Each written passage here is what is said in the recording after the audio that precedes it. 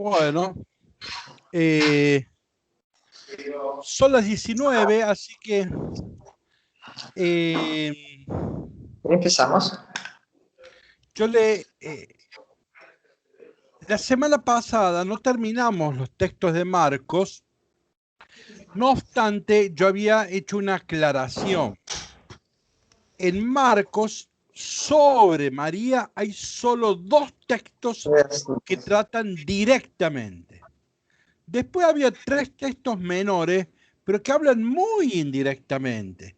Por eso es que en la semana me pareció que no continuar con esos textos, porque en realidad hablan muy indirectamente, no hacen a la cuestión, así que me pareció que en homenaje a que no se nos alarguen los tiempos, dejaríamos, total, tienen el apunte, quien quiera mirar, mira, pero no son textos directamente marianos. Entonces, me parecía ya oportuno pasar al Evangelio de Mateo, que es un poquito más largo, y después veremos que Lucas es muy largo, así que bueno, vamos a ir avanzando.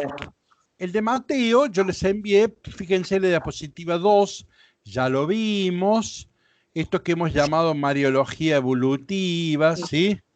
Sí. Entonces, Marcos lo tiene a la izquierda, la patria, los parientes, la casa. Mateo quiso mejorar esto y por eso pone la patria y la casa.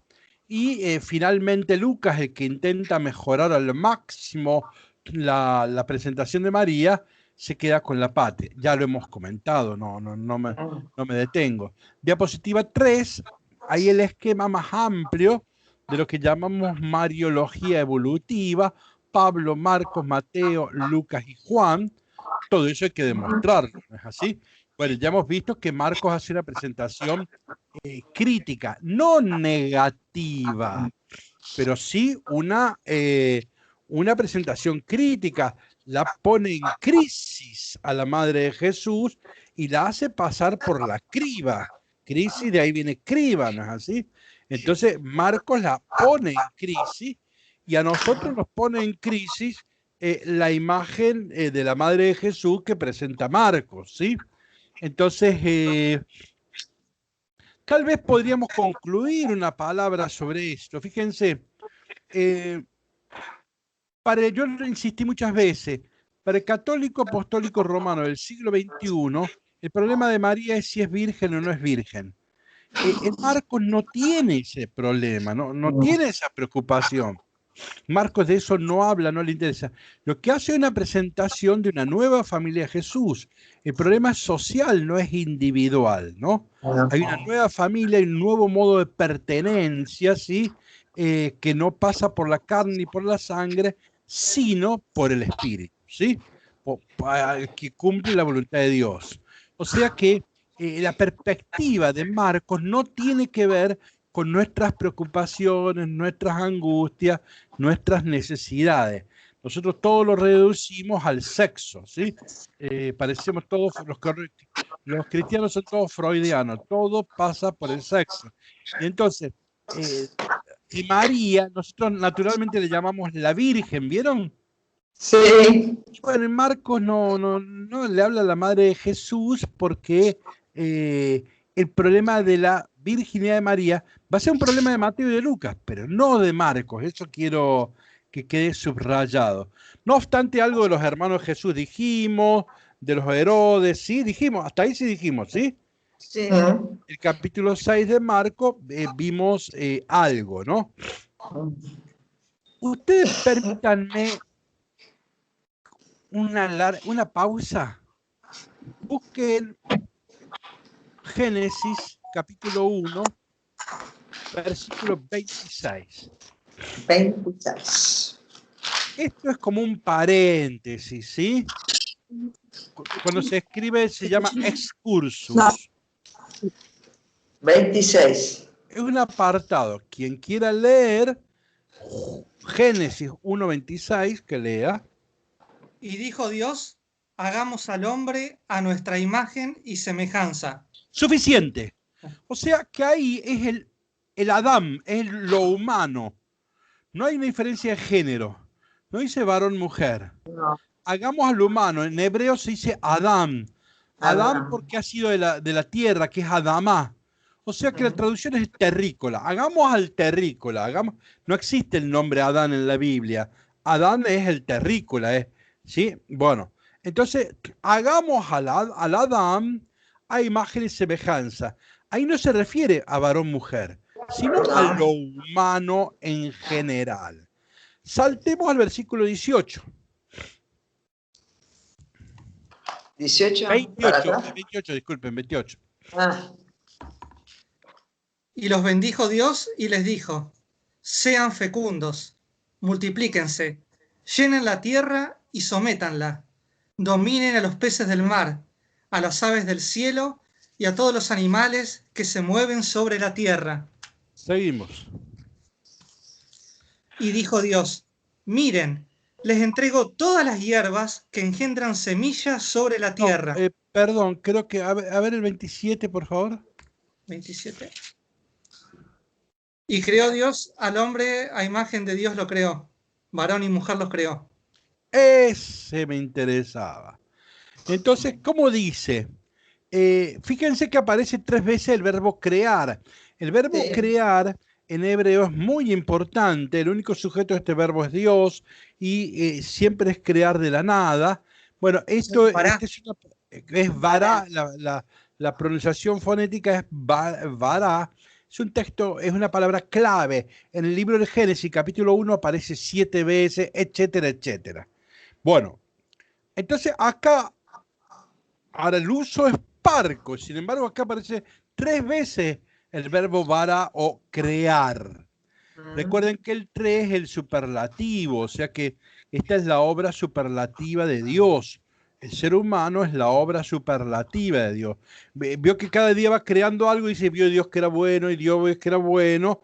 Acá aparece la obra superlativa de Dios. Ahora bien, ¿cómo dice? Lee de nuevo el texto, por favor. Y creó Dios al hombre a su imagen. Perdón, creó a Dios al Adán a su imagen. Seguimos. A imagen de Dios lo creó. Varón y mujer los creó. Macho y hembra. La traducción de Rampoldi es macho y hembra. Y es la mejor traducción. ¿Sí?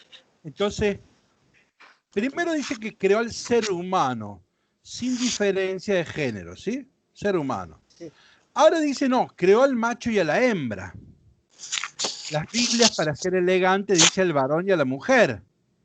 A ver, si yo estoy en misa y me falta un lector, no puedo decirle, a ver, el machito del fondo pase a leer. O la hembra aquella, ¿no leería el Salmo?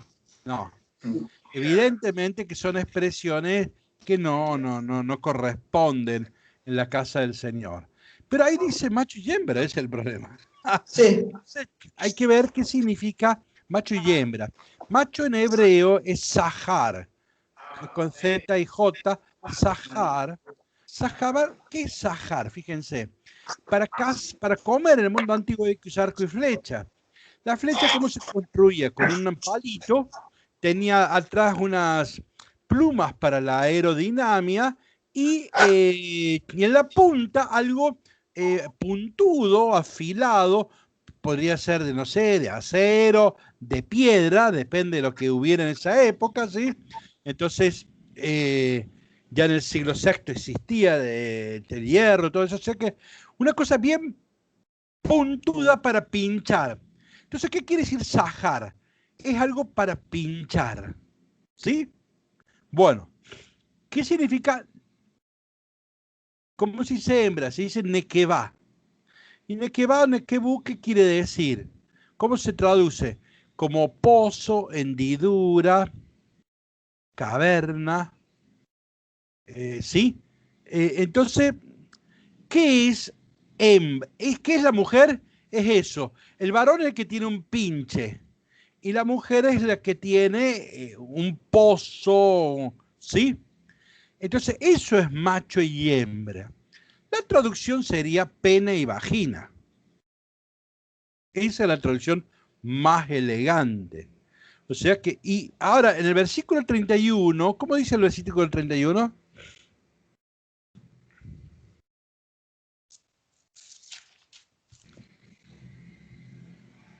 Y vio Dios todo lo que había hecho, y era muy bueno.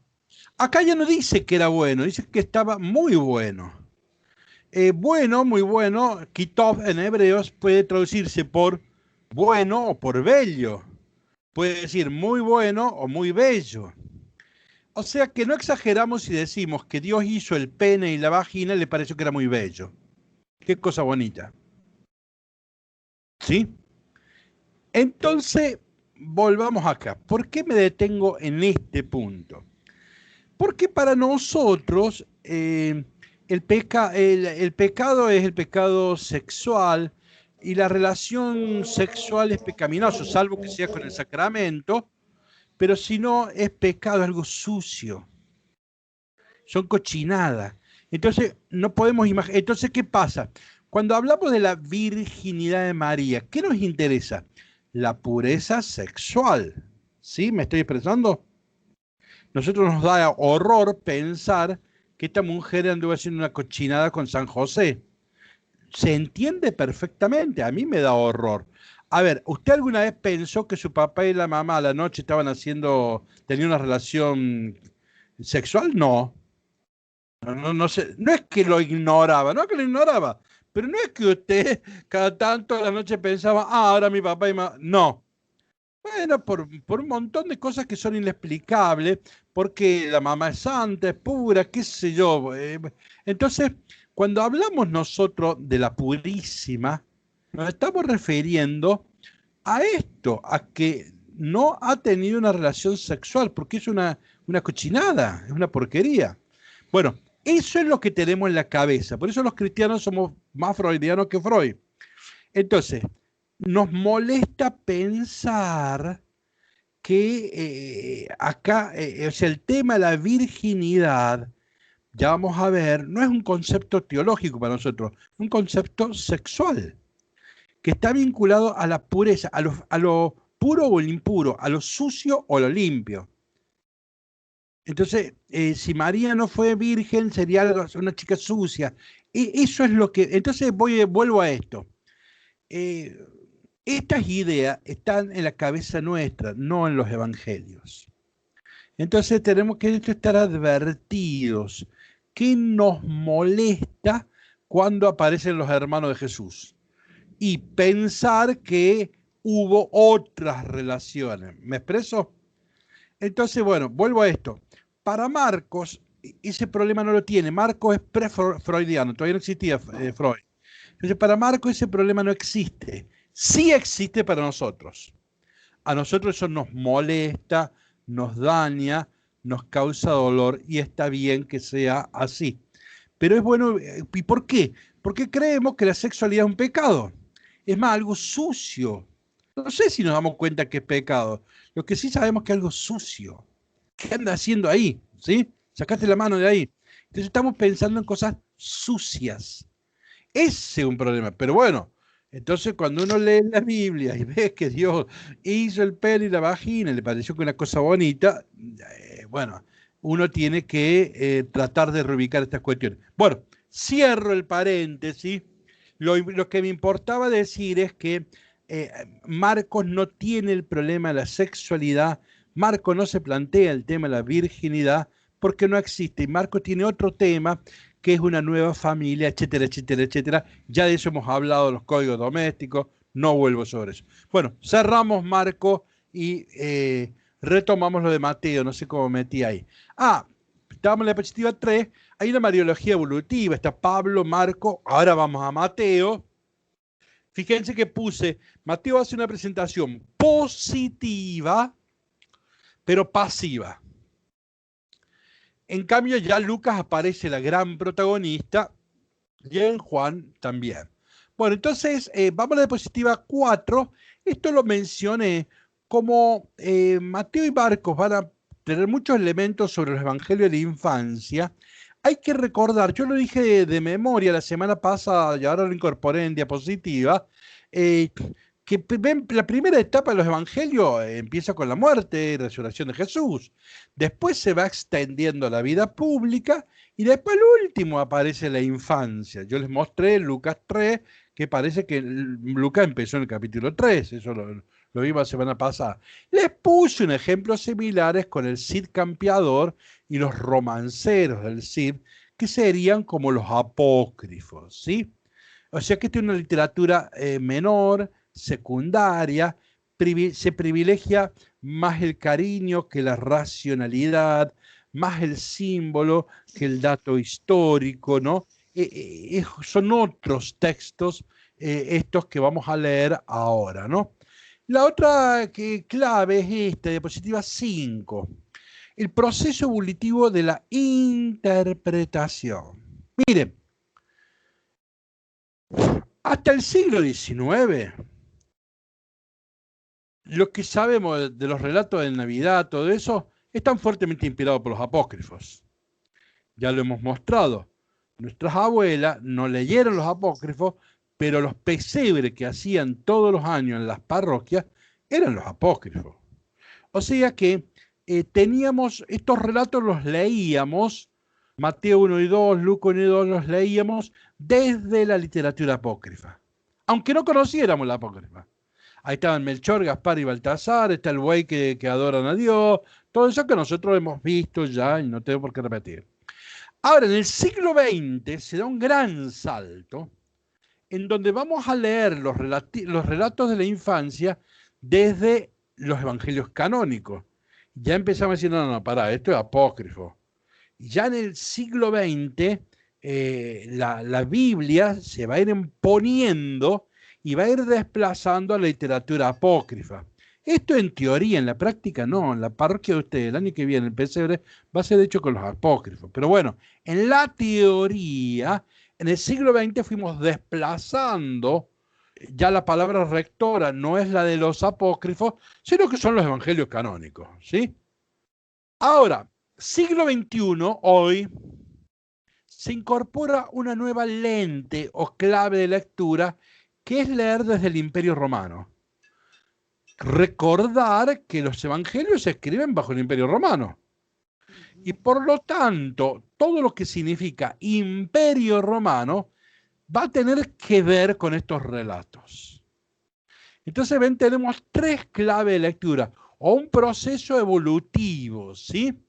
Entonces, miren diapositiva 6. Probablemente este sea el libro icónico, representativo del siglo XX.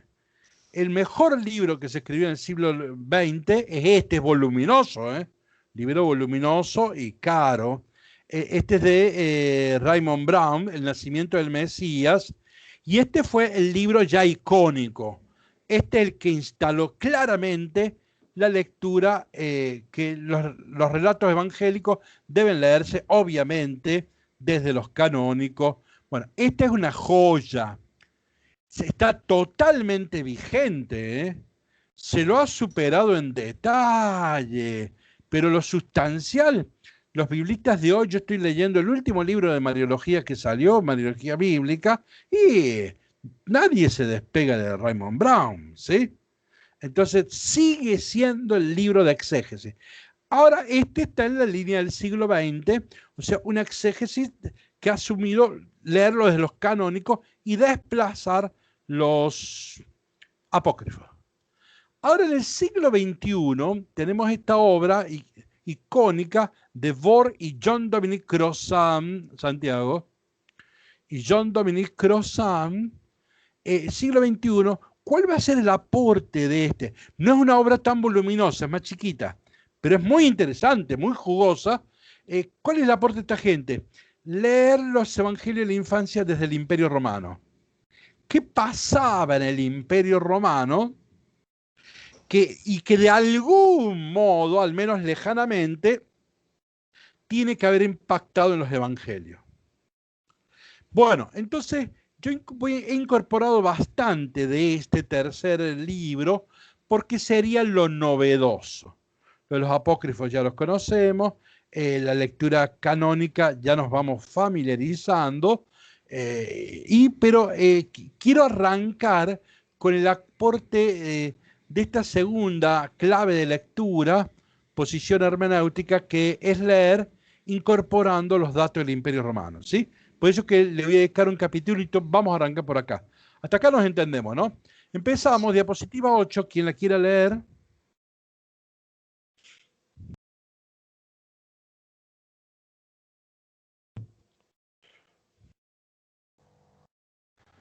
Puede liberar el micrófono, Susana, y leer. Bueno, Teología según Varrón, 47 a.C., tiempos de Julio César. Hay 3 géneros de teología: de la ciencia, de los dioses, cuyos nombres son uno mítico, otro físico y otro civil. Bien, fíjense, la palabra teología nunca lo usó la tradición de la Iglesia. Santo Tomás, siglo XIII, nunca usó la palabra teología, porque es una palabra de los paganos. San Agustín tampoco, pero San Agustín va a discutir mucho con la obra de Varrón. ¿Quién es Varrón? El bibliotecario del Imperio Romano. O sea que tenía muchos más libros que Santiago Garavaglia. Era la biblioteca del Imperio Romano. Claro. ¿Sí? O sea que, y Varrón no es que solo tenía muchos libros, sino que escribió muchos libros. Entonces, cuando San Agustín en la Ciudad de Dios va a discutir qué es teología, discute esta frase. Entonces, ¿qué dice Varrón? O sea, ¿qué dice el Imperio Romano?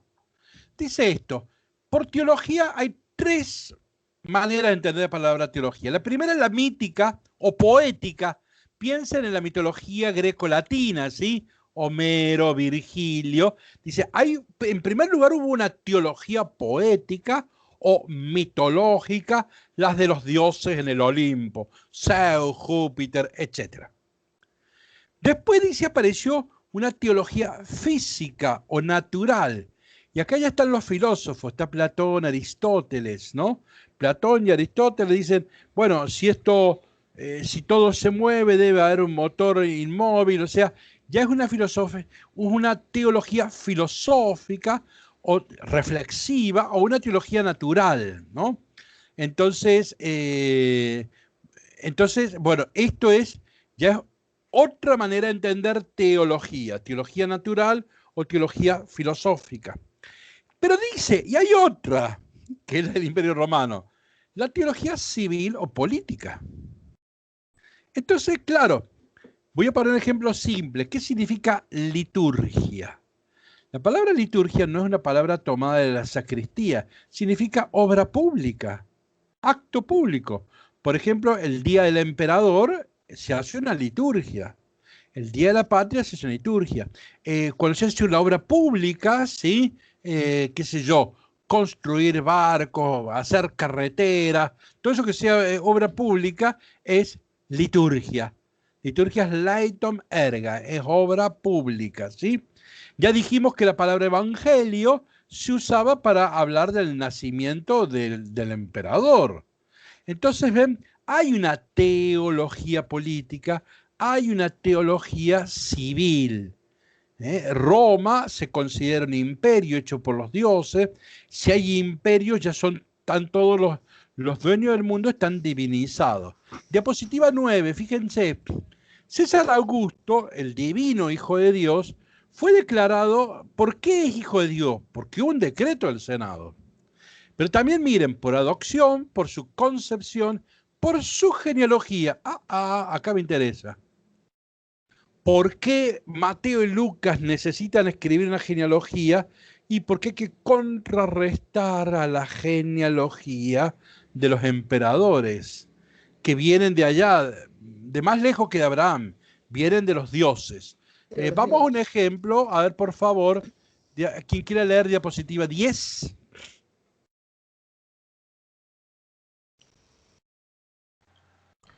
César Augusto tiene un origen milenario en la diosa Venus, hija de Júpiter, y su consorte humano, Anquises, héroe troyano del tiempo de la legendaria guerra contra los griegos, 700 a.C. El hijo divino de Venus y Anquises recibió el nombre de Eneas. O sea que César Augusto tiene una mamá que es una diosa y un papá humano. De ahí vienen, ¿ven? Hay un origen, ¿ven? Por eso es emperador.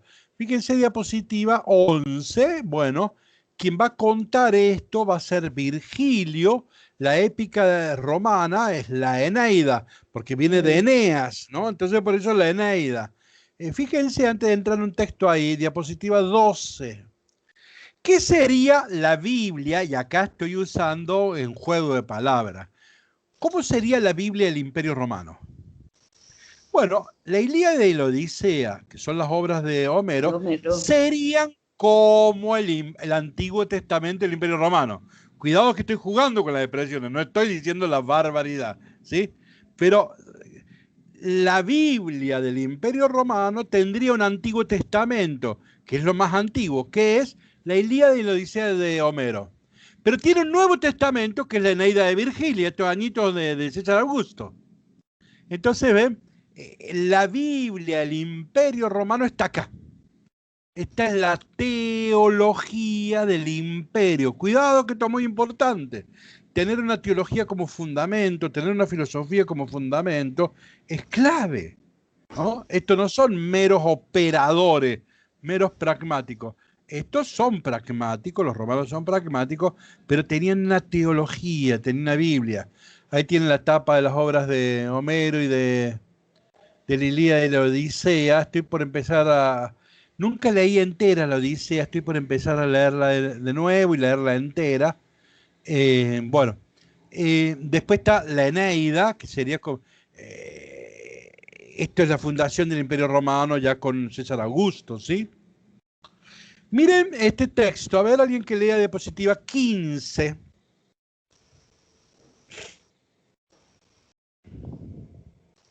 Leo.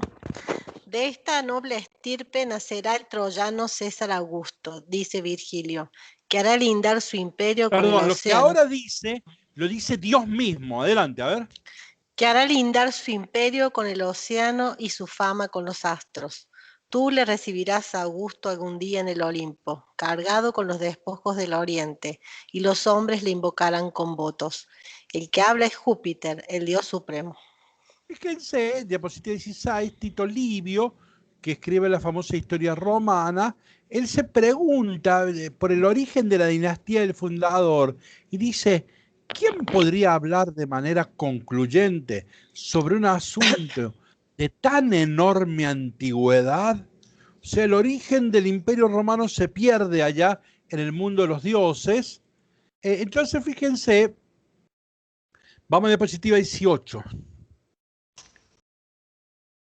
Ante esta genealogía de los dioses del Imperio Romano, de los emperadores, hay que oponer una genealogía alternativa y decir que venimos de... yo ahí puse Abraham. Diapositiva 18. ¿Qué leen, Abraham? Sí. Borren y No. pongan Isaac. Ajá. Borren y pongan Isaac. Entonces, a ver, para oponer a la genealogía milenaria de los emperadores, el Evangelio produce textos contraculturales y ponen otra genealogía de Jesús. Abraham, según Mateo, y Adán, según Lucas, ¿se acuerdan, no? Ven que es importante la genealogía. En Grecia y en Roma, la antigüedad es un valor. Una religión moderna es un disvalor. Entonces los cristianos teníamos que demostrar que nosotros venimos de hace miles de años, ¿está? Entonces es necesaria presentar la genealogía como contrarresto a la genealogía del imperio. Miren el diálogo que estamos planteando. Bueno, vamos a ver el tema, cómo nacen los emperadores, evidentemente, estoy en la diapositiva 19, del coito de un divino, un ser divino, con un ser humano, ¿no? De ahí va a venir Octaviano, que va a ser el emperador, ¿no?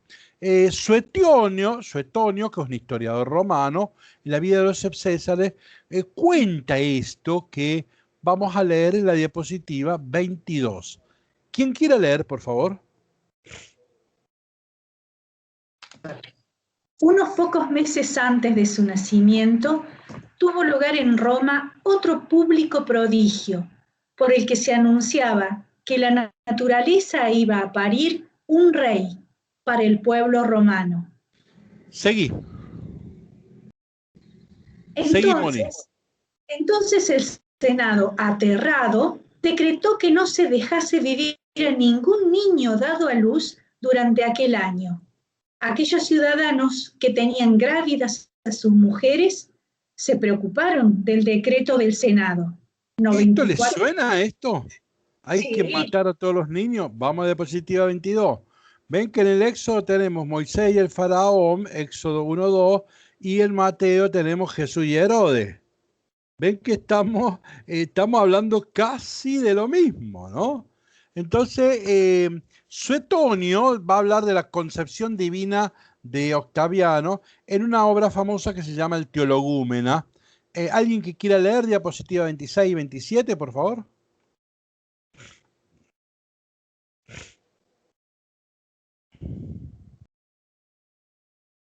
Leo. Asia, que había ido a medianoche a las sagradas ceremonias en honor de Apolo, al ser depositada su litera en el interior del templo, mientras todas las restantes matronas dormían, se adormeció también ella y repentinamente una serpiente reptó hasta el interior de su litera y salió poco después. ¿Leo la otra? Sí, sí. Despertándose ella súbitamente se lavó como si acabara de copular con su marido, pero de inmediato apareció en su cuerpo una mancha en forma de tatuaje de serpiente que nunca se la pudo quitar. Augusto nació a los 10 meses y por ello se le tuvo por hijo de Apolo. Bueno, ven, diapositiva 29, ven. El tema de la exaltación de la virginidad es típico del emperador. Si viene de Dios, tiene que tener un papá o una mamá celestial. Si no, no puede ser hijo de Dios. Y el emperador es hijo de Dios. El divino Augusto. ¿Ven cómo entonces el Imperio Romano necesita su genealogía, necesita, ¿cómo que se llama? El tema de la virginidad. Por eso los relatos greco-latinos los vamos a encontrar por todos lados. Al creyente que no está muy informado le puede sorprender. Ya nosotros no nos sorprendemos, pero todo emperador ha tenido que nacer virginalmente. Entonces Jesús no podía ser menos. Bueno, este es el aporte de Jean-Dominique Crozat, que nos aporta una nueva mirada para los relatos de la Navidad. Nosotros no tenemos en cuenta el Imperio Romano. Ya lo hemos dicho, que cuando Lucas, los angelitos dicen, vengo a anunciarles una buena noticia, que les ha nacido un niño, un Salvador, Soter, el Señor, el Kyrio. Ahí Lucas, los angelitos de Lucas están diciendo cosas tremendas, ¿no? Bueno, cuando uno valora el contexto de la época, estos evangelios tienen otras resonancias, otros alcances que son interesantes para valorar, ¿no? Bueno, esto como contexto, y vamos ya de una vez por todas a Mateo, ¿no? Pero este contexto me parece que es enriquecedor, abre otras perspectivas, sugiere otro tipo de reflexiones, ¿no? Entonces, los textos que vamos a ver, el de la genealogía, el tema de José cuando nace, el tema de la familia de Jesús, el 12, que es un paralelo a Marcos 3, y el 13, que es un paralelo a Marcos 6, ¿sí? Estos serían los textos en los cuales nos vamos a concentrar, ¿no? Bien, fíjense diapositiva 31. Estos relatos, ¿qué trasfondo tienen? Bueno, el relato sobre el hijo del rey que es perseguido, ven, Rómulo, Remo, Augusto, Nerón, Gilgamés, Sargón, Moisés. Cuando nace Moisés lo quieren matar. Eso es una fotocopia de Sargón II. No importa, no me detengo en esas cosas, pero quiero decir, hay una literatura mítica ya que está hablando de un niño perseguido. Y este va a ser el tema de Mateo. Y los grandes personajes de trasfondo son Abraham, David y Moisés. Y además, vamos de diapositiva 32, ya hay una estructura literaria previa. Fíjense, cuando nosotros leemos los relatos de Anunciación, cuando el ángel Gabriel le va a anunciar a la Virgen María que van a nacer Jesús, etcétera, lo sabemos de memoria, es importante ver que ese relato es un artificio literario, que es un género literario con esos 5 momentos. Primero el ángel se aparece, hay una turbación de María, por eso el ángel dice, alégrate, llena de gracias, qué sé yo, y hay un mensaje, vas a ser la madre del Hijo de Dios, hay una objeción de ella, como si no conozco varón, y después hay un signo, mira, tu prima Isabel va a tener un niño, la que esperaba 6 meses, y se pone el nombre del niño. ¿Ven? Hay una estructura literaria y un género literario que se llama género de anuncio. Esto es un género literario. No es que Lucas lo inventó o Mateo. No, esto ya viene. Yo transcribí los más famosos, pero esto lo van a encontrar en toda la Biblia. El nacimiento de Isaac, de Moisés, de Gedeón, Sansón, el Bautista, siguen más o menos el mismo patrón. O sea, lo que vamos a esto, en los relatos de la Navidad de Mateo y Lucas vamos a tener elementos mitológicos, pero también vamos a tener elementos que vienen del folclore del Antiguo Testamento. Estos relatos, estos géneros literarios. Uno para expresarse a veces no se da cuenta, pero está siguiendo géneros literarios. A ver, voy a un velorio. ¿Qué digo? Mi más sentido pésame, porque no tengo mejor expresión, entonces yo acudo a una frase que inventó no sé quién y todos nos respondemos, y los que no tenemos alma de poeta para expresar una frase maravillosa decimos, bueno, mi más sentido pésame, y pasamos. Entonces cuando subo al colectivo digo, buen día, no es que son formas comunes que tenemos los seres humanos para expresarnos y bueno, para comenzar una relación. Bien, esto está obviamente en la Biblia y con esto nos vamos a encontrar, ¿no? Bien, diapositiva 33, vamos entrando al tema de las genealogías. Fíjense, el título este es raro. Lo primero que hay que decir que la genealogía, bueno, vamos despacio. ¿Qué es la genealogía? No existía el DNI en aquel entonces el DNI de la época era presentar a alguien, decir, el hijo de la Chola, el hijo del Juan, ¿sí? Entonces, presentar la parentela, porque la familia es genealógica, viene por la carne y por la sangre. Entonces, este viene de Abraham, este viene de David. La genealogía es importante, porque plantea relaciones, a veces relaciones jurídicas. Por ejemplo, las muchachas para casarse necesitan demostrar que tienen 5 generaciones de varón judío. Si no, no se puede casar. Entonces, si uno se va a dedicar a la política, tiene que venir de la familia de David. Si uno se dedica al sacerdocio, tiene que venir de la familia de Aarón. Entonces, a ver, Juan el Bautista venía de la familia de Aarón, pero él rechazó ser sacerdote y se hizo profeta. Ahora Jesús, si hubiera querido ser sacerdote, no hubiera podido.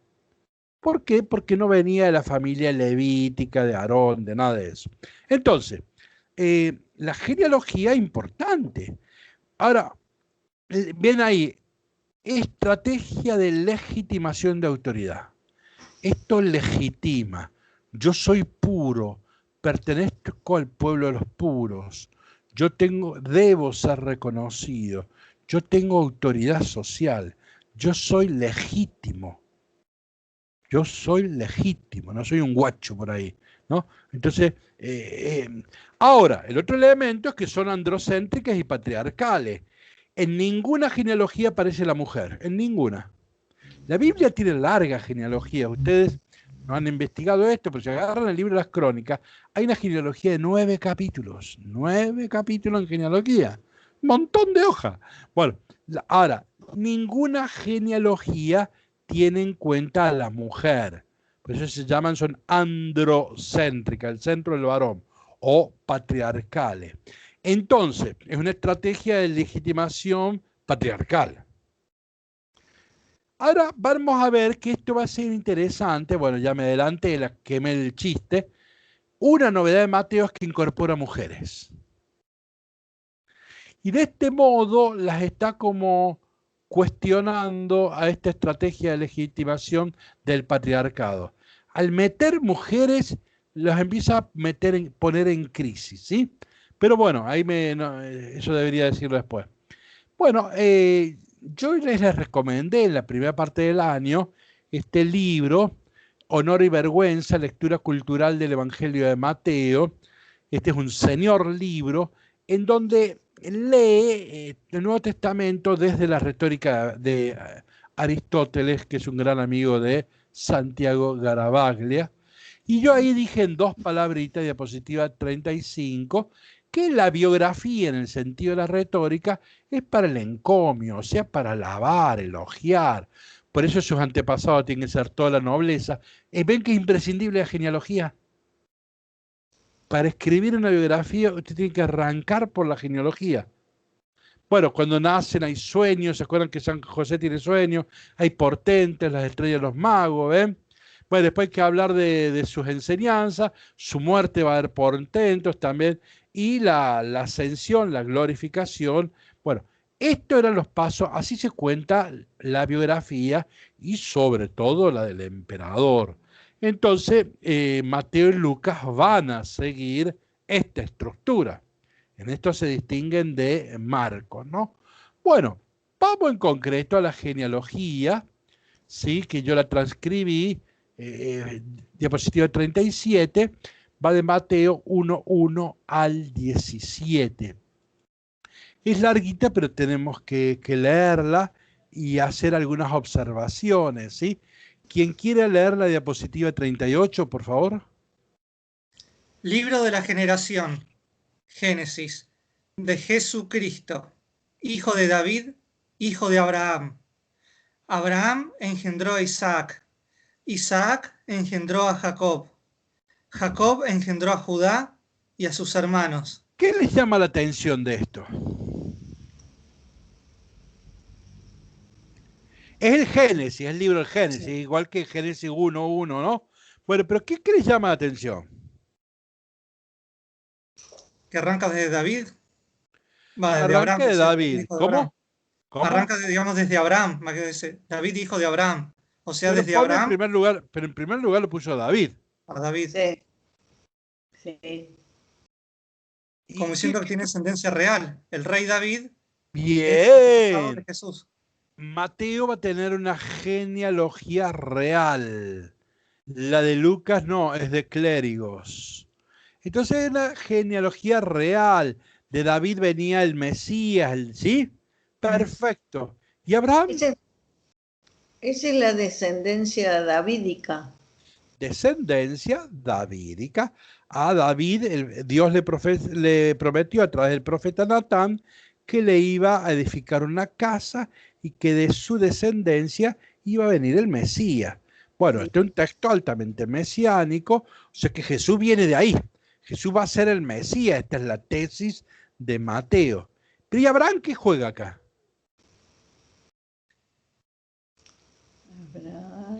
¿Abraham es judío? No. No, es persa. Ah, vieron allá medio aquí, medio claro. Es de los paganos. Mi padre era un arameo no existían los judíos hasta ese momento. Ahí arranca todo con Abraham. Antes no existían ni los israelitas, ni los judíos, ni nada de eso. Claro, entonces fíjense, Mateo está diciendo, Jesús es el Cristo. Recuerden que Cristo no es el segundo nombre de Jesús. Yo tengo dos nombres, Juan Manuel. No, Jesús no tiene dos nombres, él es Jesús. Cristo es una afirmación teológica, significa es el Mesías. El Mesías. Ahora, este es el Mesías para los judíos y para los paganos. Acá hay una sorpresa. Y entonces acá tenemos una sorpresa. Y Abraham engendró a Isaac. ¿Está bien?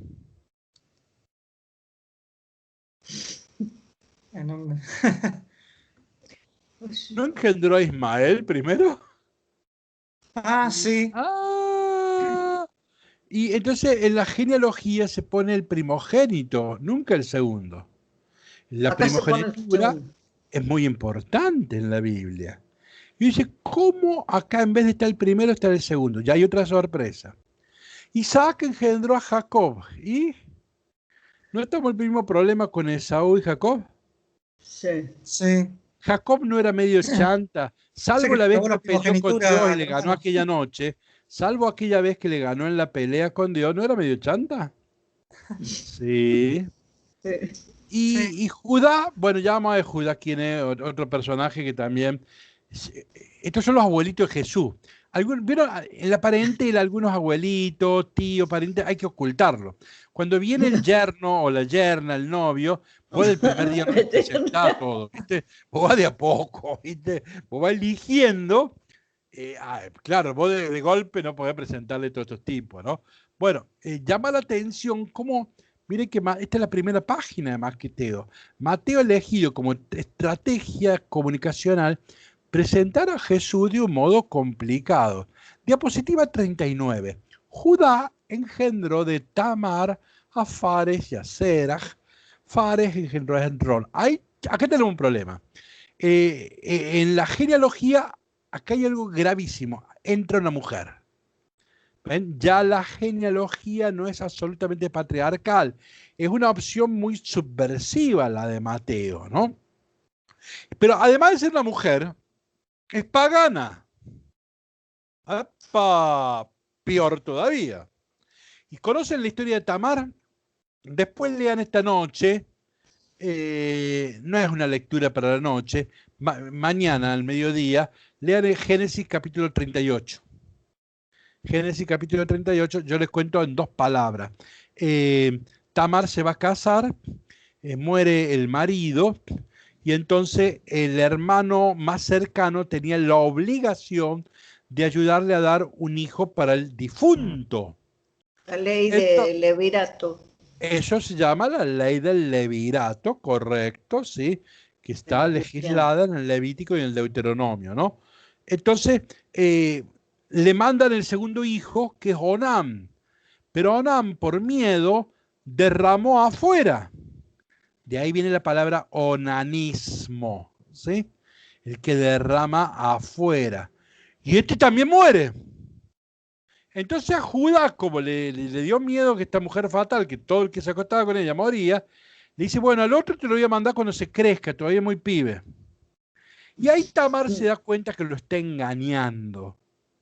¿Sí? Entonces Tamar se va a disfrazar de prostituta, se va, qué sé yo, a la calle Libertad, por ejemplo, y lo espera Judá. Santiago no sabe lo que es muy jovencito, por eso no le causó risa, acaba de hacer un chiste. Pero bueno, entonces Tamar va a por una calle roja, una zona roja, se viste de prostituta, lo espera a Judá, Judá no lo reconoce, es el suegro, hacen eso que ustedes están pensando, y ¿qué pasa? No había llevado no había llevado cambio Judá. Entonces le dice, mañana con mi siervo te voy a mandar unos cabritos. Y ella le dice, no, ahora dame, le pide 3 objetos, no me acuerdo con esos 3, uno un bastón, el otro es una bufanda, y el otro no sé qué era, ¿no? Bueno, le pide 3 objetos. ¿Cómo? El sello. Ah, el sello, el bastón y la bufanda. Entonces, y al otro día, cuando vos me mandes los cabritos, yo te devuelvo esto. Pero ella no apareció más, ella ya se escondió. Al otro día va el siervo a buscar una prostituta, le dijeron, nunca hubo una prostituta acá. Bueno, se queda en el molde callado, dice, nadie se enteró, la cosa anduvo bien. A los 9 meses, Tamar aparece con el bombo. Y claro, y en el barrio se enteran todo, entonces, evidentemente que si está embarazada y no tiene marido, es una adúltera y hay que apedrearla. Entonces le van a contar a Judá y Judá dicen, hay que apedrearla. Y entonces ella le manda los objetos, dice, miren, el padre del niño es el dueño de estas cosas. Y ahí el engañador terminó engañado, ¿no? En los cuentos se llaman el engañador engañado. Esta es una cosa muy típica de los cuentos antiguos, ¿no? Bueno, esta es Tamar. Tamar no tiene vocación de prostituta, pero la calle es dura y a veces, bueno, uno hace lo que no querría. Entonces, y ejerció una vez la prostitución, pero no fue su norma de conducta de vida. Lo importante, lo grave es que es pagana. Ahora miren, esta es una abuelita de Jesús. Estos son los abuelitos y la abuelita. Entonces miren, pichón de abuelita que tenía Jesús, ¿no? Diapositiva 40. Esrón engendró a Aram, Aram engendró a Aminadab, Aminadab engendró a Nazón, Nazón engendró a Salmón, Salmón engendró de Rahab a Booz. La segunda abuelita de Jesús. Esta pueden Era de mañana... profesión. Esta mañana ya la pueden leer si quieren. Este es Josué capítulo 2. Esta ya es de vocación, de profesiones, prostituta, ¿sí? Entonces, brevemente cuento la historia. El pueblo de Dios va a entrar a la tierra prometida, pero para saber si va a poder tener que guerrear, manda 3 espías para que vean si esa nación es imbatible o no. Y al final, Rahab les da refugio en su casa y, bueno, les permite que ellos logren la información y se vuelven. Pero ella hace un pacto con ellos que les dice, miren, yo les doy esta información, pero ustedes cuando ganen la guerra no eliminen a mi familia. Y entonces ella colgó un trapo rojo y cuando los israelitas entraron y mataron a todos, la familia de Rahab se salvó. Bueno, esta es la segunda abuelita de Jesús, pero esta ya es prostituta. El nombre de Rahab no se repite nunca en la Biblia. Ustedes nunca van a ver que alguien se llame Rahab. Rahab designa el órgano femenino con el cual se puede prostituir a una mujer. Lo dije muy elegantemente para que no se entienda. Por eso es que ninguna chica se llama Rahab. Entonces, esta aparece nada más que en Josué 2 y acá en Mateo 1. Una audacia tremenda la de Mateo. A ver, a nosotros no se nos mueve un pelo porque no sabemos quién es Salmón, Aminadab y Aram. Pero estos son judíos los que están leyendo. Los primeros lectores de Mateo son judíos. Todo esto lo saben de memoria. Ya cuando dijo Tamar, todos entraron a mirar en serio. Cuando entró Rahab, ya decía, ¿no? Y vamos a diapositiva 41. Booz engendró de Ruth a Obed. Obed engendró a Jesé. Jesé engendró al rey David. Bueno, ¿quién es Ruth? Bueno, en la Biblia hay un librito de Ruth. Esta es de la accesión católica, o sea que esta no pecó. Es Entonces, extranjera. ¿cómo? Extranjera. Este es el problema. ¿De dónde era Ruth? De Ajá. Moab. Moab. Era moabita. Siempre es el librito. El librito de Ruth tiene 3 páginas y media. Entonces, la Biblia siempre debe estar en el baño. Entonces, cuando uno va, se lee el librito de Ruth en una cosa. Después se lee el de Jonás, en 3 páginas. Después lee las Lamentaciones, 5 páginas. El de Abdía, 1 página. Entonces, siempre. ¿Y se acuerdan que la Biblia pegaba el calefón? ¿Se acuerdan del tango? Sí. ¿Saben por qué es eso? Yo no se lo voy a decir, pero investiguen, porque las Biblias estaban en el baño. Pregúntense, investíguenlo. Yo no lo voy a contar porque eso no es tan... Bueno, pero volvamos a esto. A ver, busquen Génesis capítulo 19 al 30.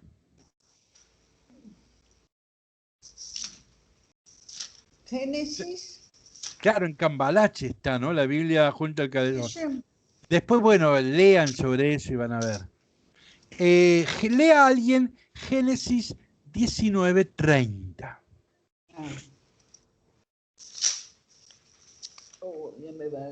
Lot subió de Zoar. Yo. Y Ah. Lot subió de Zoar y se instaló en el monte con sus 2 hijas, pues temía habitar en Zoar. De modo que se instaló en una cueva con sus 2 hijas. La mayor dijo a la menor: nuestro padre ya es viejo, y en el país ya no hay un hombre que se acueste con nosotras, como se hace en todas partes. Vamos a emborrachar a nuestro padre y nos acostamos con él. Así daremos vida a un descendiente de nuestro padre. Aquella noche embriagaron a su padre y la mayor se acostó con él, sin que él se diese cuenta cuando ella se acostó y se levantó.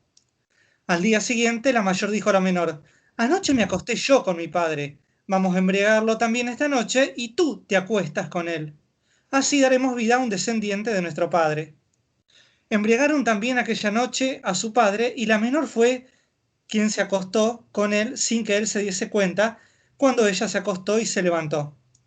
Quedaron encintas las 2 hijas de Lot, de su padre.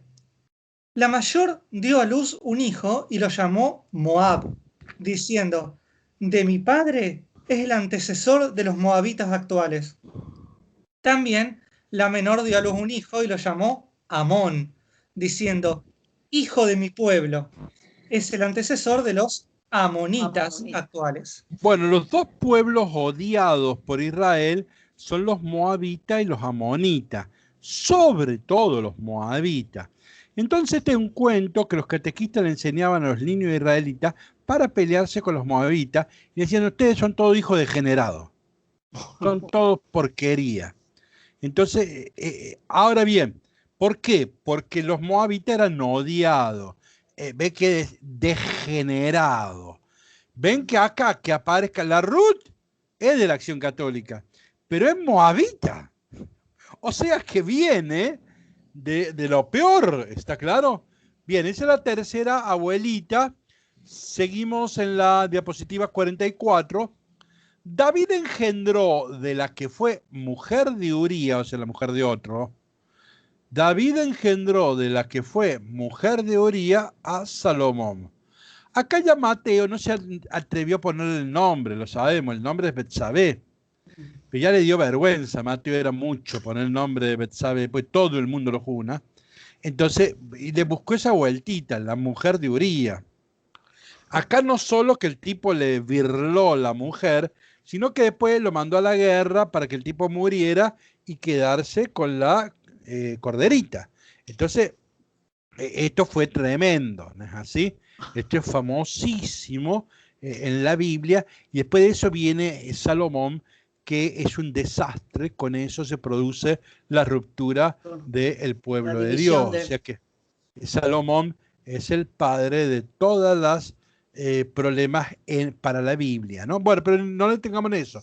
Esta es la tercera abuelita de Jesús. Insisto, nosotros no las conocemos estas cosas. A nosotros, esto se lee el 25 de diciembre. Los padres omiten leer este texto el 25 de diciembre, porque la gente está pensando en el lechón, no le van a prestar atención a estas cosas, entonces se lo omite. Pero esto es una lectura del 25 de diciembre. Pero si ustedes... Pero es aburrido escuchar fulano engendró a Mengano, sultano engendró sultano. Es aburrido escuchar toda la genealogía, 10 minutos, quién engendró a quién. Por eso, es como leer la guía telefónica. Sí. Aparte que no se entiende, me parece, en la misa, cuando leen toda la genealogía, la gente dice: ¿y esto para qué carancho lo están leyendo? Exactamente, por eso los padres no lo leen. Ahora, el lector judío se mata de risa. Hace 10 minutos que se está matando de risa. Ah, ¿viene de allá? Viene de allá, ¿te das cuenta? Que la mamá era la Moria Kazan, qué sé yo, y todo el mundo ahí prestaba atención, ¿no? Creo que de dónde viene esta. Bueno, está, entonces, ahí dejamos las abuelitas, las mujeres. Acá hay un detalle clave. Se está poniendo en jaque el patriarcado, la legitimidad de la descendencia davídica. Porque al final acá hay la mayoría son, ¿cómo se llama? Son paganas, y mujeres de vida demasiado irregular. Entonces acá se está poniendo en jaque la legitimidad de la genealogía. Recuerden que pater, patria, sin padre no hay ni patria, no hay familia, no hay nada, porque la familia es genealógica, eso ya lo denunció Marcos, ¿no? Entonces, ¿cómo, si el principio generativo no es el varón, sonamos? No hay genealogía, no hay nación, no hay historia, no hay memoria, no hay tradición. O sea que es un problema esto. Diapositiva ¿Qué pasó con 43. Salatiel y Zorobabel? ¿Cómo? Salatiel y Zorobabel, ¿por qué Sí, los ¿qué pasa? destacó?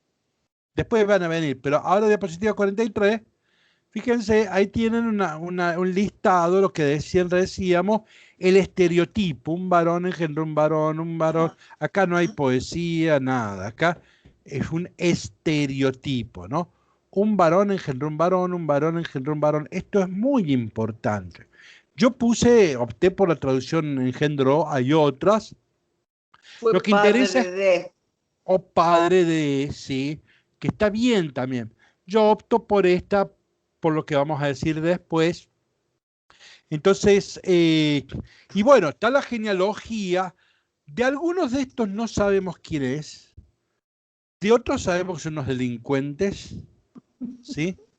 Fíjense, yo les puse Manase, Amón, Jeconía, es uno peor que otro. El mejor rey de Israel es Josías, hijo de Amón. Ese es el mejor rey de Israel. El rey yavista por excelencia, el que hizo la reforma deuteronómica, fue Josías. Los demás son delincuentes, ¿no? Que, insisto, a nosotros no se nos mueve un pelo, porque no sabemos quién son. Pero nosotros ya vamos sospechando que la gente se está matando de risa. Diapositiva 44, después de la deportación de Babilonia, después del exilio del siglo IV, vuelven y ahí aparecen Salatiel y Zorobabel, que son los que van a ayudar a rearmar la nación en el periodo persa. Bueno, no nos vamos a detener acá, ¿no? Bueno, pero ahí tenemos siempre un varón engendró un varón. Leo con detalle el último versículo 15. Eliud engendró a Eleazar, Eleazar engendró a Matán, Matán engendró a Jacob, diapositiva 45, y Jacob engendró a José, el esposo de María, de la que nació Jesús llamado Cristo. Acá sí tiene que llamarnos la atención. Acá no, ven, José no engendró a Jesús. Jacob sí engendró a José. ¿Qué pasa? El verbo engendrar hoy en día es un verbo neutro. En el mundo antiguo, hasta 1650, era un verbo masculino. Solo el varón engendra. Ya había explicado Aristóteles que el varón pone una semillita, y la mujer aporta un vientre, que es como un lugar en donde se puede darle calor a la semillita para que crezca. Entonces el varón era el elemento positivo y activo y la mujer el elemento totalmente pasivo. La mujer no aportaba nada, ¿sí? Para que este muchacho sea tal. Entonces ven que es una estructura patriarcal. El estereotipo de la genealogía es bien patriarcal. Un varón engendró un varón.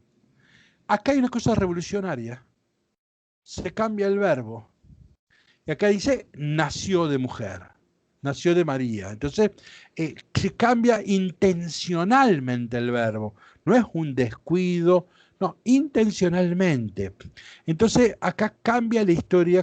O sea que acá María es el símbolo más antipatriarcal que van a encontrar. Ya los otros eran ironía y cuestionamiento del esquema patriarcal, pero ya acá es con mucha contundencia. El texto de la despatriarcalización es evidentemente. Este es un texto muy subversivo, ¿no? Ahí aparece la madre de Jesús, ¿no? Y que no fue engendrado por varón. Por eso la virginidad ahora en María sí va a ser importante. Nosotros hemos dicho que Marco no era importante. Ahora sí. Los nacimientos de todas estas mujeres son irregulares. En el caso de María también es irregular, no porque ha habido ninguna mentira moral, sino porque acá participó el Espíritu Santo. Pero María está en la línea de los nacimientos irregulares. Entonces Dios se está haciendo presente fuera de la ley del patriarcado. Fíjense, José queda bochornado. José no es un macho. Perdonen que diga una brutalidad que dicen los adolescentes todos los días. Los adolescentes no se dan cuenta cuando hacen sus canciones y ustedes la escuchan en las redes, dice, perdonen lo que voy a decir, yo te hice mujer. Ven la brutalidad de ese estúpido. Yo te hice mujer. Bueno, José no la hizo mujer a María. No es un macho. No es un galán. Es una persona, es un hombre, pero no es un macho. No es como los otros, Judá que quiere trampear, Bof que es fuerte. No. Esta es una persona. Pero para el modelo patriarcal, José no es un hombre como decíamos. Para el modelo patriarcal, José es un antimodelo, porque no es un macho. ¿Me expreso? Entonces acá hay un golpecito a José. José acá ha vivido una crisis. Acá él ha vivido una crisis porque él va a ser padre sin ser padre. Y en una cultura patriarcal, ser padre es tener un hijo, engendrar algo. O sea que acá hay una crisis de José, ¿no? Bueno, es importante el texto, cómo termina. Engendró, y ahora dice, no, a José, el esposo de María, la que nació Jesús llamado Cristo. Es un texto realmente revolucionario y es un texto en donde se plantea, bueno, desmontar el esquema patriarcal. Sigue el texto un poco más, va a terminar así. ¿Alguien que lea la diapositiva 46, por favor?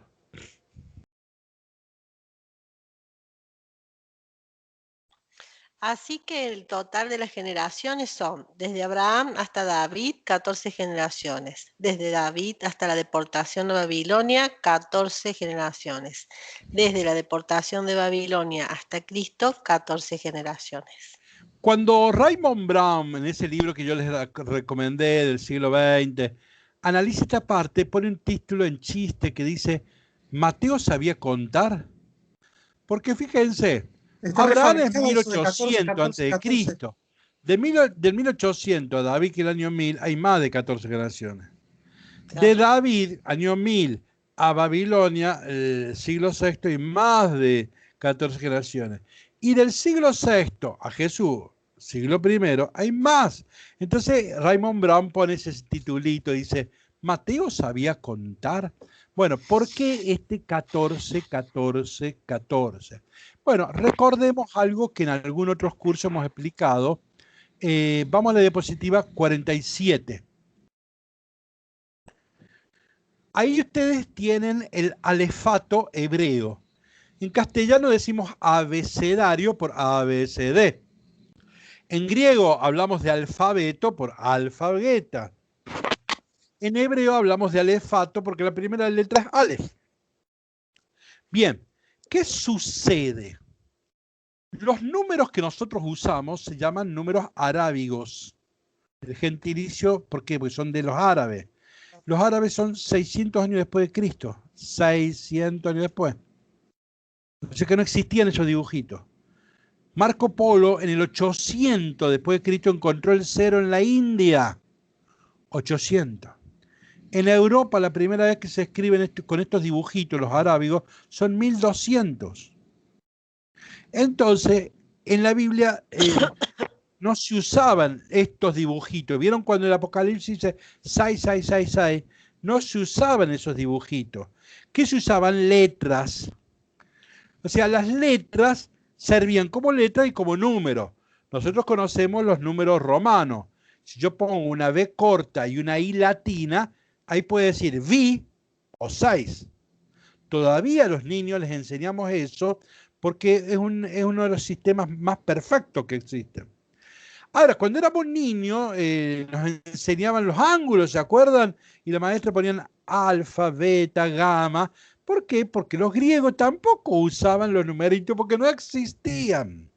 Pitágoras es el capo de los números, pero no existían los números arábigos. Pero sí existía el concepto de números, solo que los representaban con dibujitos que eran sus propias letras. Entonces los griegos usaban sus letras, los romanos usaban sus letras, obviamente los judíos usaban sus letras. Esto se llama gematría. Fíjense, no dije geometría, no. Gematría. ¿Qué es la gematría? El valor numérico de las letras. Entonces ahí tenemos un ejemplo simple, ¿ven? Miren la palabra David. Recuerden que en hebreo no existen las vocales. Perdón, en el hebreo antiguo no se grafican las vocales. Es una lengua consonántica. Entonces David hay una D, una B corta y una D. ¿Está claro? Bueno, vamos a, miren ahí. La Aleph vale 1. La Bet vale 2. 2. Gimel vale 3. Dalet 4. O sea, David, la primera letra Dalet vale 4. Pero como la D sale 2 veces, Dalet y Dalet da 8. ¿Está claro? Seguimos. Hay vale 5. Vau es la B corta, vale 6. ¿Me siguieron? Vamos a la diapositiva de abajo. Diapositiva 48. Ahí tienen David. ¿Cuánto vale? ¿Cuál es el valor numérico de David? 14. Esto es normal en todo el hebreo, en los griegos y el latín. No son artilugios, no son cosas raras, mensajes secretos. No, no había los números, se escribía con las letras. 666 es Nerón César y así sucesivamente. Entonces, ¿qué está diciendo Mateo? ¿Cómo termina? Jesús es el 3 veces David. ¿Qué era David? Era el Mesías, de ahí venía el Mesías. Y el 3 era superlativo. Jesús es el Mesías superlativo. Es el Mesías extraordinario. Porque el 3 veces David. Es para los irregulares, el 3 veces David. Entonces, fíjense, esta es una genealogía irregular. Acá tienen lugar los irregulares. Abraham, Tamar, Rahab, Ruth, Betsabé, la madre de Jesús. Todos tienen acá. Isaac, etcétera, etcétera, etcétera. Entonces, acá se ha roto la genealogía de la pureza y hay otra vinculación que no se reduce a la genealogía, ¿no? Entonces, sino por haber sido llamado por Dios para alguna misión que no nos interesa destacar ahora. Entonces, ven, hay una nueva genealogía y que se ha bombardeado que, por un lado, el esquema patriarcal y aparece Jesús como el verdadero Mesías. Miren, antes de avanzar, miren qué interesante, diapositiva 49. Fíjense, el judaísmo, que nace en el siglo IV antes de Cristo, el judaísmo tiene como clave la ley. Guarda, es la ley de pureza. Por eso los varones son varones puros. José debe convertirse al universalismo, los paganos. El que va a actuar acá es el Espíritu Santo y va a tener que abrirse a las mujeres irregulares y por eso a María. Entonces, ven, el nacimiento de Jesús no va a ser según el estereotipo patriarcal, sino que va a ser otro nacimiento, ¿no? Es otro el vínculo ahora de padre e hijo. Entonces José tiene que convertirse. De hecho, el ángel le va a decir, debes tomar a María. Debe abrirse, convertirse a las mujeres. O sea que José es un varón que tiene que abrirse a las mujeres irregulares. Ven que esta es la crisis de Moisés, esta es la vocación de Moisés. Me estoy adelantando. La María de Mateo está casi a la sombra. El personaje es José. Es Mateo, el protagonista es José. María está en segundo lugar. Está en un lugar clave, ¿no? Pero siempre está en segundo lugar. El personaje, acá el que vive la crisis, es José. Miren, ahí les puse diapositiva 50. William Harvey, este es el capo en fisiología y embriología, y este descubrió a la madre, el día de la madre, nació la madre en 1650. Él va a demostrar, diapositiva 51, que para que nazcan los niños, la mujer tiene que participar activamente como el varón. Entonces, bueno, pero esto es 1650. Cuando se escribe Mateo, no, el verbo engendrar, el verbo era masculino, ¿no? Bueno, ¿cuál es una gran tesis de la genealogía? Probablemente, ¿cuál es el tema de la genealogía? Vamos a diapositiva 52. ¿Alguien que lo lea, por favor? No son los sanos los que tienen necesidad del médico, sino los enfermos. Vayan y aprendan qué significa. Yo quiero misericordia y no sacrificios, porque yo no he venido a llamar a los justos, sino a los pecadores. Yo no vine para los puros, sino para los irregulares. ¿Qué es la genealogía, el DNI? Mateo dice, capaz que no leen mi evangelio entero, pero por lo menos que lean los primeros 17 versículos. En la genealogía va a dejar toda la cristología. ¿Quién es el Cristo? Este es el Cristo de los excluidos. De Abraham, de Tamar, etc. Este es el Mesías de los irregulares. Este es el Mesías extraordinario que viene para los irregulares, para los que están fuera de la ley. Yo no quiero sacrificio, sino misericordia, y he venido no para los justos, sino para los pecadores. Este es el evangelio de Mateo, ¿no? Entonces, es un texto realmente llamativo, un texto realmente extraordinario, ¿no? Jesús viene de abajo, no es de sangre azul. Volvamos a Aristóteles. El linaje de Jesús es lamentable, un papelón. Ahora, Mateo está haciendo una cosa muy inteligente, porque Mateo pudo haber elegido otras mujeres. En Israel las mujeres buenitas, claro que sí, de la Acción Católica también. Ustedes tienen a Débora, tienen a Judith, un montón de mujeres, pero no, Mateo eligió estas.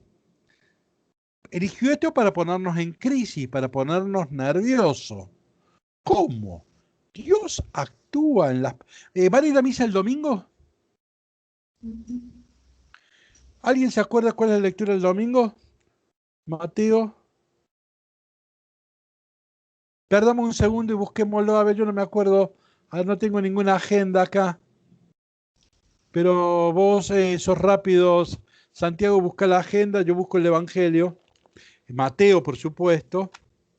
¿El domingo pasado o el domingo no, próximo? El que viene, el que viene. Ah, no.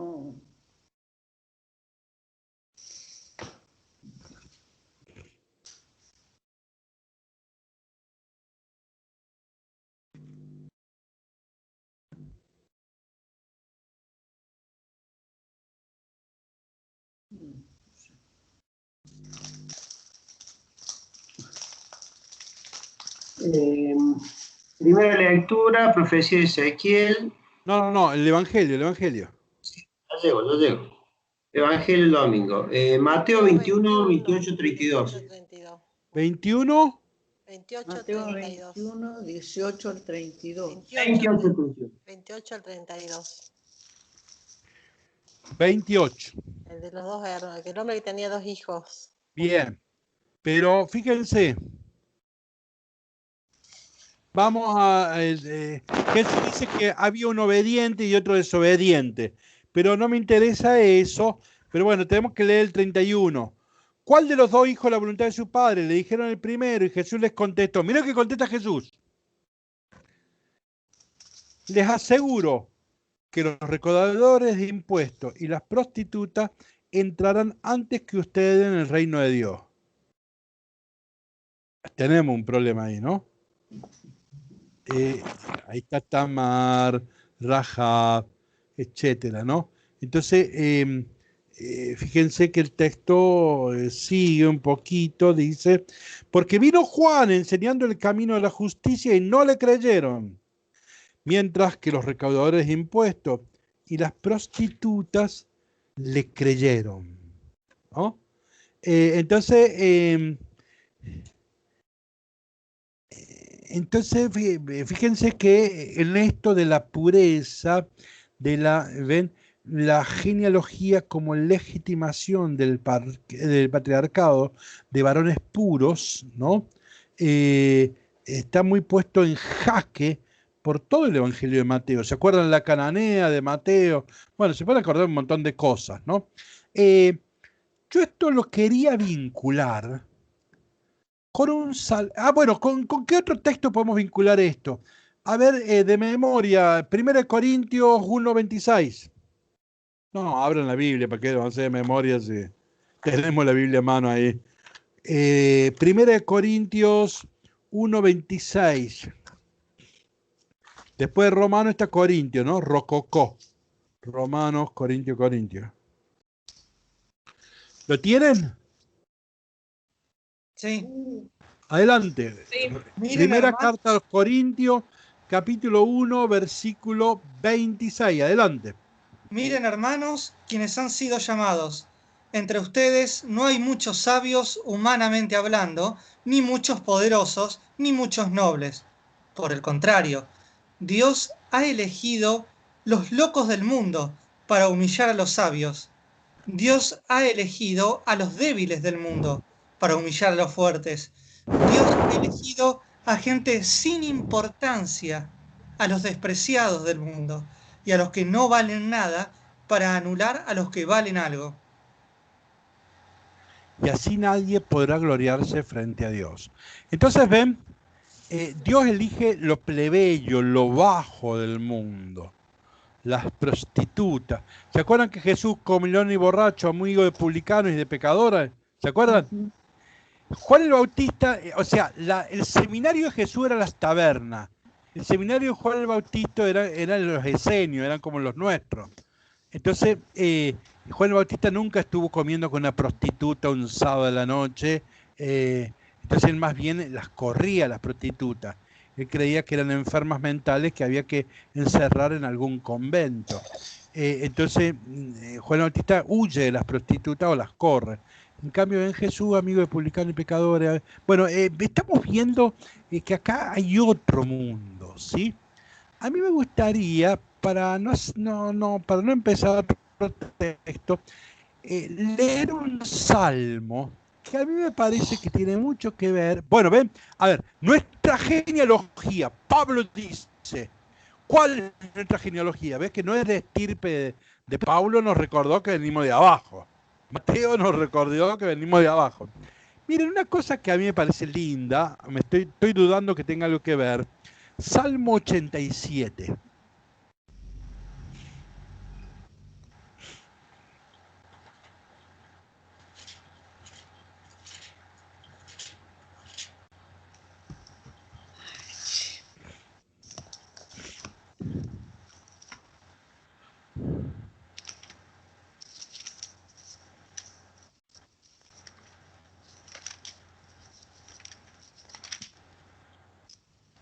¿El de Sion, hogar de todos los pueblos? Bien, fíjense, en los salmos son 150, hay 5 salmos que elogian a Sión, Jerusalén, la montaña santa. Son salmos nacionalistas que se rezan el Día de la Patria. Son como el himno, ¿sí? El 9 de julio, el 25 de mayo, en las fiestas patrias de los judíos, se cantaban estos salmos. ¿Sí? ¿Lo tenemos todo? ¿Mabel? Sí. ¿Mabel llegó? Bueno, bien. Además, Mabel lo ha leído muchas veces porque ella está en los grupos de Biblia de la parroquia, así que todo. ¿Cuál era el salmo, padre? Salmo 87. 87. Sí. Es un salmo nacionalista. Hay 5 salmos nacionalistas, menos este. Pero este es para cantar el 9 de julio, el 25 de mayo, el Día de la Patria. Fíjense, se los voy a leer yo, pero síganlo con la vista. Fíjense. Por él es Dios. Por él está fundada entre las santas montañas. El Señor prefiere las puertas de Sión A todas las moradas de Jacob, de todo el gran Israel, prefiere Sión. Maravillas se dicen de ti, ciudad de Dios. O sea que Sión es la ciudad de Dios. Es admirable. Ahora, mucha atención ahora. Contaré a Egipto y a Babilonia entre los que me reconocen. También filisteos, tirios y nubios han nacido allí. ¿Quiénes han nacido en Sión? La nación santa, la nación preferida de Dios, los egipcios. Tuvimos 400 años de esclavo en Egipto. ¿Quién más? Los babilonios. Babilonia. El mapa. Perdimos el idioma, ahora hablamos arameo, no hablamos más el hebreo. El Salmo 137 termina diciendo, a los niños, a los bebés babilonios hay que estrellarlos contra la roca. Son nuestros enemigos en serio. El sujeto más odiado para un judío es el babilonio. Entonces, contaré a Egipto y a Babilonia entre los que me reconocen. También los filisteos. Todavía estamos en guerra con los filisteos. De ahí viene la palabra Palestina. David con Goliat, ¿se acuerdan? La cananea. Bueno, estos tipos los odiamos todos los días. Los filisteos, tirios y nubios han nacido allí. O sea, lo peorcito está en el corazón de nuestro pueblo. Sigue. Y de Sión se dirá, este y otro han nacido en ella. O sea, fulano y mengano también. Seguro que alguno de Carlos Paz, de Villa Libertador también. Se está diciendo, este y otro han nacido en ella. El Altísimo en persona la ha fundado. El Señor escribirá en el registro de los pueblos. ¿Vieron cuando el papá va a anotar al pibe en un registro, no? Dicen, ven que acá hay algo de patriarcal, ¿no? Dice, genealógico. El Señor escribirá en el registro de los pueblos. También este ha nacido allí, o sea, cualesquiera, ¿no? Y cantan mientras danzan, todas mis fuentes están en ti. A ver, Jesús enseñó el amor a los enemigos en clave individual, pero este salmo se adelanta y enseña el amor a los enemigos en clave de nación. Este es el texto de la ONU. Para la ONU, este es el texto. O sea, ven, lo peor lo tenemos adentro. Nosotros venimos de abajo. La genealogía de Jesús asume todo lo peorcito, viene a asumir, ¿no? Porque solo lo redimido es redimido. Pablo nos recuerda lo mismo, que venimos de abajo, no somos nobles, no, venimos bien de abajo, ¿no? Y este salmo, esto lo canta, lo celebra, ¿no? Entonces, bien, de ahí viene Jesús, de ahí venimos nosotros, ¿no? Nosotros somos santos y pecadores, ¿sí? Pero nosotros somos pecadores, ¿está claro? Entonces, venimos de ahí. Entonces, esta genealogía es una buena noticia para nosotros. Existen, ¿saben quién son los? ¿Conocen una iglesia que se llama los cátaros? Es una denominación muy antigua y quedan muy pocos. Los cátaros eran muy fuertes en tiempos del medioevo con los albigenses. Todavía hay cátaros. Yo he conocido un cátaro. Los hay, creo que en Santa Fe, no sé. Cátaros en griego significa puros. Los cátaros son aquellos cristianos que se saben y cultivan la pureza. Ellos son puros. Nosotros somos impuros. Entonces los cátaros. El pequeño grupo de la esquina de la casa suya no es cátaro, pero tiene la mentalidad de cátaros. Dice que no viene a la iglesia católica, porque en la iglesia católica hay borrachos, hay muchos pecadores. En cambio, en su grupo, ahí se vive el evangelio, hay coherencia, ahí se vive más la pureza, ¿no? Bueno, es una tentación de creerse la iglesia de los puros. Y Mateo viene a pegarle allí, ¿no? Bueno, dentro de toda esta historia aparece la madre de Jesús, aparece la virginidad de María. En Mateo es muy claro, ¿no? José no es el dueño de María, María es de Dios, María es una reserva de Dios. Me expreso cuando digo una reserva de Dios, ¿no? Entonces María está diciendo que la salvación no es hechura humana, no es construcción humana. No es que José hizo a Jesús. Jesús no es hechura humana. Jesús es don y regalo. ¿Sí? Entonces, no es construcción, no es poder. La salvación no se basa en el poder en la industria humana. La salvación es don y es regalo, ¿no? El gran oficio que debe aprender un cristiano es el oficio de aprender a dejarse un regalo. Hay que recibir a Jesús como un regalo. Bueno, el nacimiento virginal de Jesús apunta allí. A ver, voy a cerrar con una... bueno, no, ya es la hora, lo dejamos para la próxima semana. Voy a retomar el tema de la virginidad y los textos de Mateo, pero ya son las 20:30. La semana que viene nos queda el tema del nacimiento, la duda de José y algunos textos más. Bueno, más o menos nos entendimos. Sí, sí. Juan Manuel, Sí. conseguí los PDF de los libros que pusiste en el PowerPoint. No te escucho. Conseguí los PDF que pusiste ahí en el PowerPoint. Raymond Brown, El nacimiento del Mesías. ¿En PDF? Cruzán, La primera Navidad. León Dufour, Estudios de Evangelio. Jerome Neirey, Honor y Vergüenza. Eso ¡Oh, qué bueno! ¿Los tenés en PDF? En PDF completo los libros. Después Bueno, te los mando por mail, así se los me manda a lo todos. mandá, yo se lo reenvío todo. Bueno, es una Gracias. genialidad. Hoy tenemos eso. Bueno, eso es lo que yo repito Para a poder mi leerlo modo, después. pero ahí tienen el mejor planteo, ¿eh? Si ustedes ténganlo eso en la biblioteca y van a tener las mejores herramientas. No es para leerlo ahora, pero el día que les pidan una opinión sobre estas cuestiones, van a tener la mejor biblioteca. No, eso es la mejor biblioteca. Bueno, una alegría. Bueno, muchas gracias. Bien, gracias. Gracias, Santiago. Santiago. La semana que viene. Buenísimo, Santiago. Si Dios quiere. Bueno, chao, chao. Gracias, Santiago. Darío, has grabado esto. Así que nos despedimos. Chao, Vivi. Chao. Chao, padre, Chao. gracias. Chao a todos. Buenas tardes.